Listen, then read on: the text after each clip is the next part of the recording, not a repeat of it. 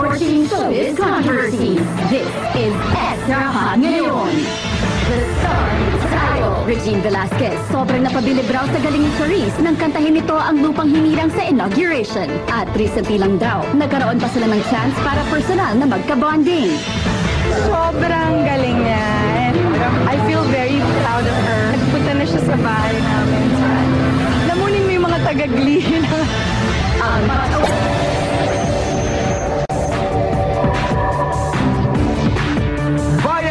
Nandito na ang Todo Bigay.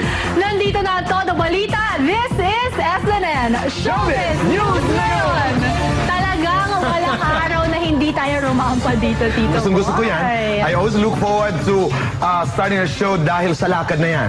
Maikli man, but it seems like forever. I think it's a fierce Friday looking at you. It is. Oo, talaga. Oo, fierce, ferocious. Ika nga.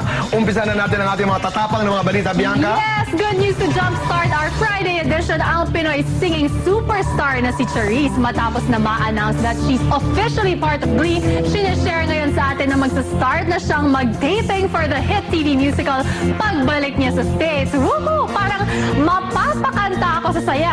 Now. International singing sensation Charisse magsisimula ng mag-taping para sa hit Hollywood musical series na Glee. Matapos niyang makagawa ng pangalan sa international scene, we have another reason to be proud of Charisse. Dahil after the confirmation na makakasama siya sa hit musical series na Glee, tuloy-tuloy na nga ito dahil finally, magsisimula na rin siyang mag-taping for the series. Babalik din po ako agad sa States po.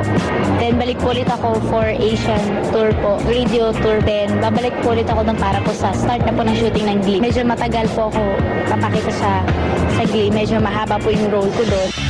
Una nang kumalat noon ang balita na makakasama si Charisse sa Glee na agad namang nakumpirmang walang katotohanan. But after all, the rumor was still a blessing in disguise.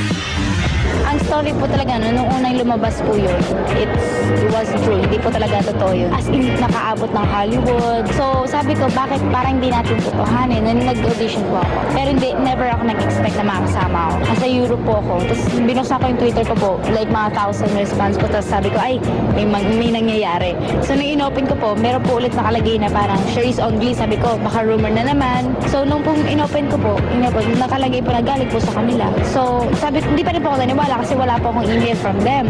After 30 minutes po, in-email po nila ako, sabi nila, congratulations. Maraming salamat po sa lahat po ng supporta niyo po at abangan niyo po ako sa Glee. And sana po, kung ano po yung supporta niyo po sa akin mula umpisa hanggang ngayon po, nandiyan pa rin po kayo. It's like a pyramid, ha? Thank you po. Alam mo, Bianca, I wrote and talked about this when Charisse was just starting. Nasanay itong, halimbawa, itong Glee. Yes. No? This is a big break for Charisse. Sanay magbukas ito ng mga iba pang pintuan, hindi lamang para kay Charisse, para sa Filipino artists.